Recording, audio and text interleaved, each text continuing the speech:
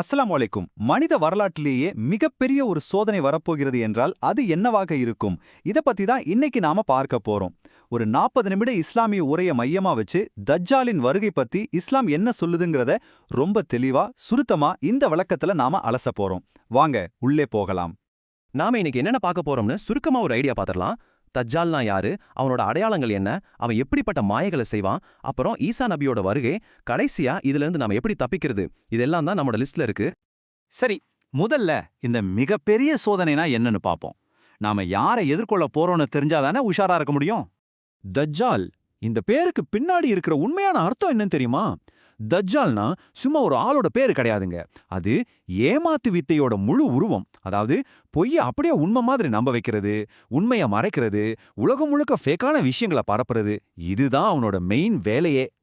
இதோட சீரியஸ்னஸ் எந்த அளவுக்குன்னு புரியணும்னா, நபிகள் நாயகம் ஸல்லல்லாஹு அலைஹி வஸல்லம் அவங்க சொன்ன இந்த வார்த்தைகளை கவனிங்க. ஆதம் நபி முதல் கியாமத் நாள் வரை தஜ்ஜாலை விட பெரிய சோதனை மனித குலத்திற்கு இல்லை. கொஞ்சம் யோசிச்சு பாருங்க. இது ஏதோ சாதாரண ஒரு பிரச்சனை இல்ல.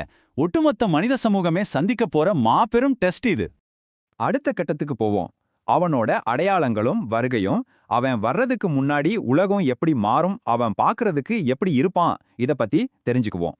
அவ பூமியில கால் வைக்கிறதுக்கு முன்னாடியே இந்த உலகத்துல நடக்கிற சில விஷயங்கள் அவனுக்கு ரெட் கார்பெட் விரிக்கும். அது எப்படி இருக்கும்னு பாருங்க. எங்க பார்த்தாலும் அநியாயம் தலைவிரிச்சு ஆடும். பொய் தான் உண்மைன்னு மக்கள் நம்புவாங்க. நல்லவங்கள சமூகம் கேவலப்படுத்தும். ஆனா கெட்டவங்கள பெரிய பதவிகள்ல உட்கார வைப்பாங்க. மக்கள் மார்க்கத்தை விட்டுட்டு ஈமான் ரொம்ப பலவீனமா இருக்கிற அந்த மோசமான டைம்ல தான் அவன் என்ட்ரி கொடுப்பான். ஹதீஸுகள்ல மிக தெளிவா ஒரு பாயிண்ட் சொல்லப்பட்டிருக்கு. அவன் கிழக்கு திசையிலிருந்து, குறிப்பா குராசான் அப்படிங்கிற பகுதியிலிருந்து வருவான். ஆரம்பத்துல யாரெல்லாம் அவனுக்கு பின்னாடி போவாங்க தெரியுமா? யார் மனசுல எல்லாம் உலக ஆசை அதிகமா இருக்கோ, யாரோட ஈமான் ரொம்ப வீக்கா இருக்கோ, அவங்க தான் அவனோட முதல் டார்கெட். ஆனா அவனை எப்படி அடையாளம் கண்டுபிடிக்கிறது? இஸ்லாம் நமக்கு ஒரு வாண்டட் போஸ்டர் மாதிரியே அவனோட அடையாளங்களை சொல்லியிருக்கு. அவனுக்கு ஒரு கண் குருடா இருக்கும், இன்னொரு கண் வீங்கின திராட்சை மாதிரி இருக்கும். சுருட்ட முடி கொண்ட ஒரு இளைஞனா இருப்பான். இதுல ஹைலைட் என்னன்னா, அவன் நெற்றியில காஃபிர், அதாவது இறைமொறுப்பாளன்னு ஆணித்தரமா எழுதியிருக்கும். உண்மையான ஈமானுள்ள எந்த ஒரு மூமினாலும் அவனோட தந்திரங்களை தாண்டி இதை தெளிவா படிக்க முடியும். இங்கதான் நாம ரொம்ப உஷாரா இருக்கணும். அவனோட வெளித்தோற்றத்துக்கும் உள்ள இருக்கிற வஞ்சகத்துக்கும் அவ்வளவு வித்தியாசம் இருக்கும். வெளியில பாக்குறப்போ ரொம்ப அழகா பேசுவான், எல்லாரையும் ஈர்க்கிற மாதிரி ஒரு பெரிய லீடரா தெரிவான். ஆனா அவனோட உள்ள முழுக்க மிகப்பெரிய தீமையும் நயவஞ்சகமும் தான் நிறைஞ்சிருக்கும். சரி, தஜ்ஜாலின் மாயைகள். இந்த விளக்கத்தோட ரொம்ப பயங்கரமான பகுதிக்கு நாம வந்துட்டோம். மக்களை நம்ப வைக்க அவன் என்னென்ன மாயைகளை செய்வான்னு இப்ப பார்க்கலாம். அல்லாஹ் அவனுக்கு சில விசித்திரமான பவர்களை கொடுப்பான். அது அவனுக்கு கிடைச்ச வெற்றி இல்ல, நமக்கு வைக்கப்படுற சோதனை. வானத்தை பார்த்து மழை பெய்ய சொல்லுவான். பூமியில உடனே செடிகளை முளைக்க வைப்பான். செத்து போனவங்கள உயிரோட கொண்டு வர்ற மாதிரி மாய காட்டுவான். ஏன், சொர்க்க நரகம் கூட என்கிட்ட தான் இருக்குன்னு சொல்லுவான். ஆனா நல்லா ஞாபகம் வச்சுக்கோங்க, உண்மையான நம்பிக்கையாளர்களை தேர்ந்தெடுக்க அல்லாஹ் கொடுத்த ஒரு மாபெரும் டெஸ்ட் தான் இது எல்லாமே. அவனோட பிளான் எப்படி படிப்படியா வேலை செய்யுதுன்னு பாருங்களேன். எடுத்த உடனே நான் தான் கடவுள்னு அவன் சொல்ல மாட்டான். ஃபர்ஸ்ட் ஒரு ரொம்ப நல்லவன் மாதிரி பேசுவான். அப்புறம் தன்னை ஒரு நபின்னு சொல்லுவான். மக்கள் கொஞ்சம் கொஞ்சமா அவனை நம்ப ஆரம்பிச்சதும் மனிதர்களோட நம்பிக்கையை மொத்தமா உடைச்சு கடைசியா ரொம்ப துணிச்சலா நான் தான் இறைவன் அப்படிங்கிற அந்த மாபெரும் பொய்ய சொல்லுவான். அந்த சமயத்துல கால நேரங்கள் எப்படி மாறும்னு ஹதீஸ்கள்ல சொல்றத கேட்டா உண்மையிலே ரொம்ப ஆச்சரியமா இருக்கும். அவனோட முதல் நாள் ஒரு முழு வருஷம் மாதிரி நீளமா இருக்கும். 2வது நாள் ஒரு மாசம் மாதிரியும், 3வது நாள் ஒரு வாரம் மாதிரியும் ஃபீல் ஆகும். அதுக்கப்புறம் வர்ற நாட்கள்லாம் சாதாரண நாட்கள் மாதிரி இருக்கும். இந்த மாதிரி நடக்கிற குழப்பங்கள் மக்களை இன்னும் பயத்துல ஆழ்த்திடும். அவன் உலகம் முழுக்க சுத்தி வருவான், அதுல எந்த டவுட்டும் இல்ல. ஆனா அவனால மக்கா, மதீனா இந்த 2 புனித நகரங்களுக்குள்ள மட்டும் ஒருபோதும் நுழையவே முடியாது. அந்த நகரங்களை மலக்குகள் பாதுகாத்துட்டு இருப்பாங்க. அவங்கிட்ட எவ்வளோ பெரிய மாயாசக்திகள் இருந்தாலும் அல்லாவோட எல்லைகளை அவனால மீறவே முடியாதுங்கிறதுக்கு இதுதான் மிகப்பெரிய ப்ரூஃப். ஈசா நபியின் வருகை. எங்கும் இருட்டாகிடுச்சு, இனி தப்பிக்கவே வழியில்லைன்னு எல்லாரும் நினைக்கிற அந்த டைம்ல இறைவனோட உதவி எப்படி வரும்னு பார்க்கலாம். இதுதாங்க அந்த கிளைமேக்ஸ். ஒரு மாபெரும் நம்பிக்கையின் வெளிச்சமா ஈசா இப்னு மரியம் அலைஹிஸ்ஸலாம் அவங்க வெள்ளை ஆடையில வானத்திலிருந்து இறங்கி வருவாங்க. அவங்க முஸ்லிம்களை வழிநடத்தி தஜ்ஜாலை நேருக்கு நேர் ஃபேஸ் பண்ணி கடைசியா அவனை கொல்லுவாங்க.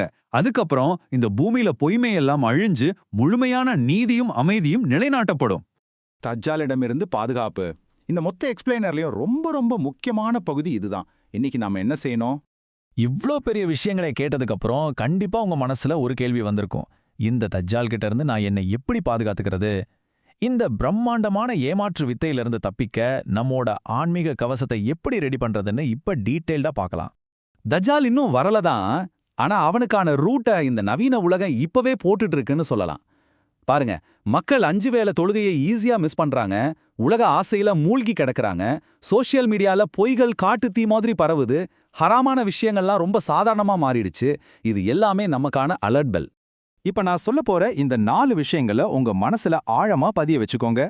1. குரான்ல இருக்கிற சூரத்துல் கஹஃபோட முதல் 10 வசனங்களை மனப்பாடம் செஞ்சு ஓதுறது. 2. 5 வேளை தொழுகைய ஸ்ட்ரிக்டா ஃபாலோ பண்றது. 3. பாதுகாப்புக்கான ஸ்பெஷல் துவாவை ஓதுறது. 4. தொடர்ந்து இஸ்லாமிய அறிவை தேடுறது. ஏன்னா மார்க்க அறிவு இல்லாதவங்க தான் அவங்கிட்ட ரொம்ப ஈஸியா ஏமாறுவாங்க. இந்த துவாவை ஒரு டெய்லி ஹாபிட்டா மாத்திக்கோங்க. அல்லாஹும்ம இன்னி அஊதுபிக மின் ஃபித்னத்தில் மஸீஹித் தஜ்ஜால். அதாவது, யா அல்லாஹ், மஸீஹுத் தஜ்ஜாலின் சோதனையிலிருந்து உங்ககிட்ட நான் பாதுகாப்பு தேடுறேன். ஒவ்வொரு தொழுகையிலையும் இதை கேளுங்க. அவனோட மாயைகள்ல இருந்து உங்க உள்ளத்தை பாதுகாக்கிற பெரிய பூட்டு இதுதான். ஃபைனலா, ஸ்ட்ராங்கான ஒரு லைஃப் ஸ்டைலை எப்படி அமைக்கிறது? நீங்க டெய்லி எடுக்கிற சின்ன சின்ன முடிவுகள் தான் உங்களுக்கான பெரிய கோட்டை. 5 வேளை தொழுவுங்க, குர்ஆனை தொடர்ந்து ஓதுங்க, உங்க குழந்தைங்களுக்கு சரியான இஸ்லாமிய கல்வியை கொடுங்க, ஹலாலான முறையில மட்டுமே வாழுங்க, அப்புறம் எப்பவும் அல்லாஹ் கிட்ட பாவ மன்னிப்பு கேட்டுக்கிட்டே இருங்க. இதோ நாம கடைசி பகுதிக்கு வந்துட்டோம். மனித குலத்தோட மிகப்பெரிய சோதனை வரப்போகுதுன்னு இப்ப உங்களுக்கு தெளிவா தெரிஞ்சிருச்சு. உங்க ஆன்மீக கவசத்தை ஸ்ட்ராங் ஆக்க இன்னைக்கு நீங்க எடுக்க போற அந்த முதல் ஸ்டெப் என்ன? ஆக்ஷன் இல்லாத நாலேஜ், சும்மா ஒரு இன்ஃபர்மேஷன் மட்டும்தான். இதை எப்படி உங்க வாழ்க்கையில செயல்படுத்துவீங்கன்னு கொஞ்சம் யோசிச்சு பாருங்க.